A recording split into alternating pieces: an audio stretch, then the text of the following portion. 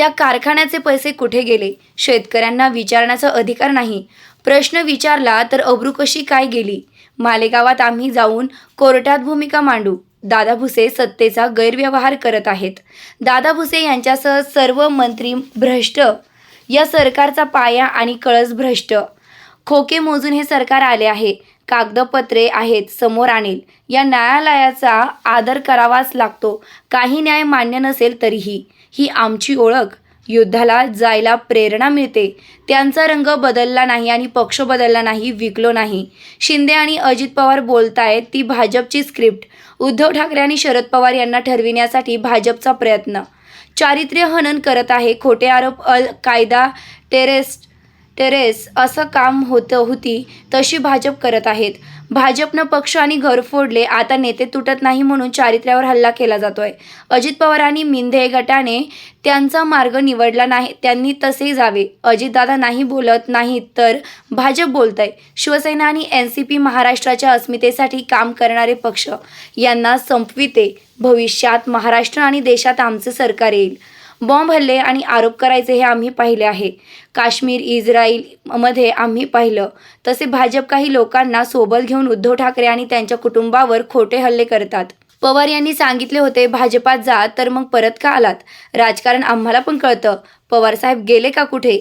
पवारसाहेब पुरोगामी महाराष्ट्राचे नेते. ती अजित पवार यांची भूमिका.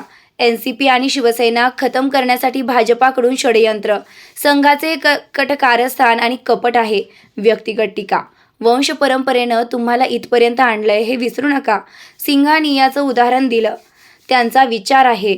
संघाचे षडयंत्र असेच असते. सरकार कुणालाही अटक करेल. कायद्यानं अडवता येत नाही म्हणून वैयक्तिक त्यांच्या समाजासाठी ते काम करत आहेत. जरांगे सरकारला धोकादायक वाटतात. मी उभा आहे, तुम्ही सगळे उभे आहेत.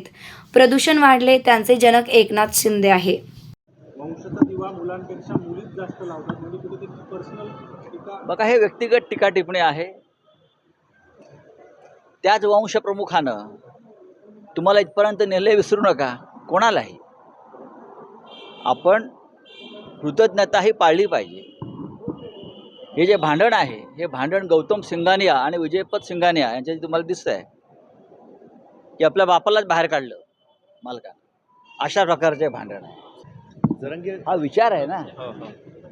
एक मिनिट सर, एक मिनिट सर. मनोज जरंगे पाटील म्हणतायत की सरकारकडनं त्यांना अटक होण्याची शक्यता आहे. तुम्हाला असंच काय वाटतं? सरकार कोणालाही अटक करू शकतं. जे सरकारला डोईजड होतात, जे सरकारला कायद्यानं आवरता येत नाही, त्याच्यामुळे सरकार त्या व्यक्तीच्या स्वातंत्र्यावर बंधनं आणून, आम्ही सुद्धा त्यासाठी तुरुंगात गेलो ना. आमच्या बोलण्यावर, लिहिण्यावर, वावरण्यावर बंधनं यावी. मनोज जरांगे पाटील हे सरकारला धोकादायक वाटत असतील. ते त्यांच्या समाजासाठी काम करतायत. त्यांची भाषा प्रखर असेल, पण तुम्ही त्यांचं ऐकलं पाहिजे. लोकशाही यालाच म्हणतात. आम्हालाही कळतंय. आम्ही अनेक वर्ष राजकारणामध्ये आहोत. आम्हाला माहिती आहे ना काय ते. आता कशा करता बोलायचं. पण पवारसाहेब गेले का कुठे? पवारसाहेब हे पुरोगामी विचाराचे एक नेते आहेत आणि त्यांना या महाराष्ट्राच्या जडणघडणीमध्ये त्यांचं मोठं योगदान आहे. त्याच्यामुळे कोणी काही आरोप केले असले तरी हे बेछूट आरोप हे भारतीय जनता पक्षानं लिहून दिलेलं स्क्रिप्ट आहे. जे शिवसेनेवरती जे आरोप होतात किंवा शिंदे आणि त्यांचे लोक करतायत ते सुद्धा स्क्रिप्टच आहे.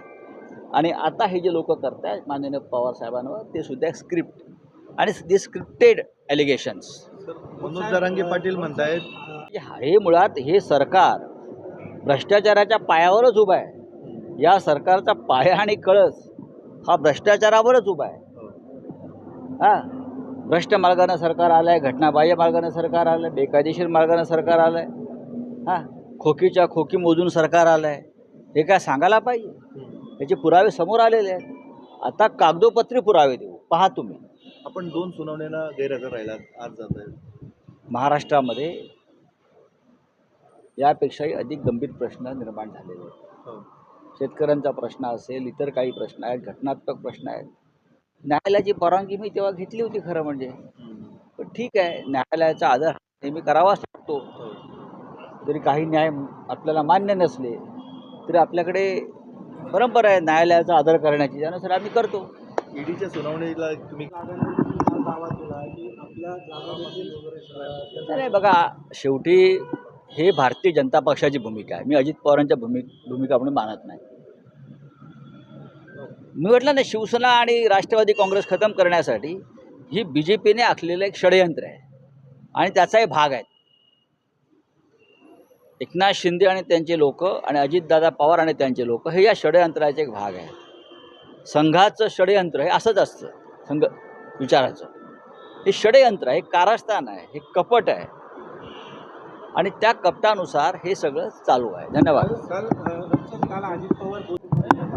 आता पहा ना, मी इथे बसलो आहे, उभा आहे आणि त्या प्रदूषणात तुम्ही सगळे सामील आहात.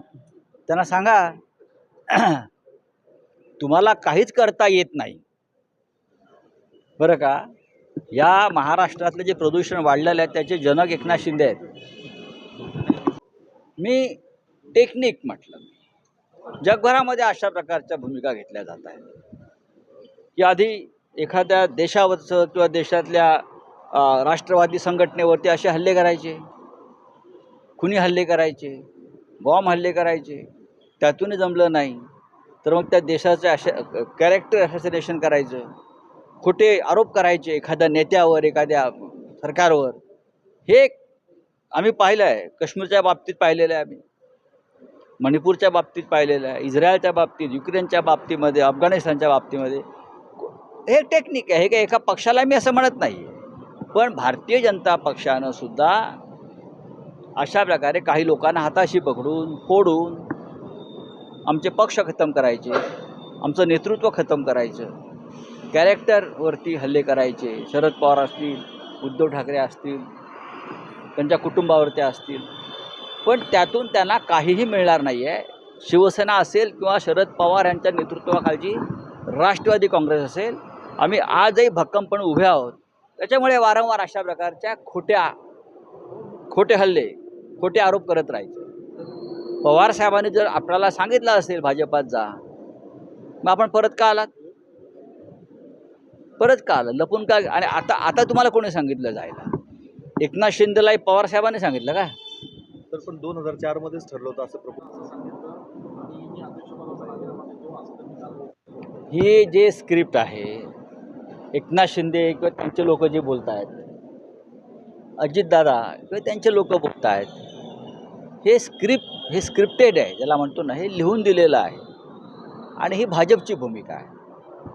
जेव्हा आपण एखाद्याचा पराभव करू शकत नाही, जेव्हा तुम्ही उद्धव ठाकरे आणि शिवसेनेचा पराभव करू शकत नाही, जेव्हा तुम्ही माननीय शरद पवार उद्धव ठाकरे यांचा पराभव करू शकत नाही, तेव्हा ही भाजपची नीती आहे. आधी त्यांचा पक्ष फोडा, घर फोडा आणि त्यात नाही तर कॅरेक्टर ॲसॅसिनेशन, चारित्र्य हनन करा. अशा प्रकारचं धोरण हे पूर्वी अल कायदा ही टेररिस्ट संघटना पण करत होती. कॅरेक्टर ॲसॅसिनेशन, हल्ले, अशा प्रकारचे खोटे आरोप एखाद्या देशावर करायचे. मला वाटतं त्या पद्धतीनं काही राजकीय पक्ष आता या जगात काम करतात. जसं मी अलीकडच्या काही युद्धामध्ये बघितलं, खोटे आरोप करणं, खोट्या भूमिका मांडणं. आम्ही सगळे त्यातून गेलेलो आहोत. माननीय शरद पवार असतील, माननीय उद्धव ठाकरे असतील, यांच्या बाबतीत नेमकं भारतीय जनता पक्षानं हेच केलेलं आहे. आधी पक्ष फोडले, घर फोडलं आणि आता त्यातूनही हे नेते किंवा त्यांचे पक्ष तुटत नाहीत, कोसळत नाहीत, मग त्यांचं चारित्र्य हनन, कॅरेक्टर ॲसॅसिनेशन हे करण्याची सुरुवात आहे प्रत्येकावर. आम्ही त्या सगळ्याला सामोरं जाऊ आणि उभे राहू. बघा, अजितदादाने एक त्यांचा मार्ग स्वीकारलेला आहे. त्यानंतर मिंदे गटानं त्यांचा एक मार्ग स्वीकारला आहे. त्यांनी त्यांचं युद्ध करावं ना, त्यांनी त्यांचं राजकारण करावं. पण उद्धव ठाकरे हजर आहेत, शरद पवार हजर आहेत आणि भारतीय जनता पक्ष सांगत आहे. म्हणजे हे शिंदे आणि पवार सांगत नाही आहेत, अजित पवार. ही BJPची भूमिका आहे, पक्ष आमचा आहे. हे दोन्ही पक्ष भारतीय जनता पक्षाला खतम करायचे आहेत आणि शिंदे आणि अजित पवार यांच्या माध्यमातून त्यांना शिवसेना आणि राष्ट्रवादी काँग्रेस पक्ष हे महाराष्ट्राच्या अस्मितेसाठी काम करणारे जे पक्ष आहेत त्यांना पूर्णपणे नेस्तनाबूत करायचे, पण ते शक्य नाही. आम्ही त्या सगळ्या पडझडीतून उभे राहिलेलो आहोत. आम्ही आता आमचा जो मार्ग आहे तो विजयाच्या दिशेने सुरू आहे. 2024ला या महाराष्ट्रात आणि दिल्लीमध्ये आमचं राज्य येणार आहे.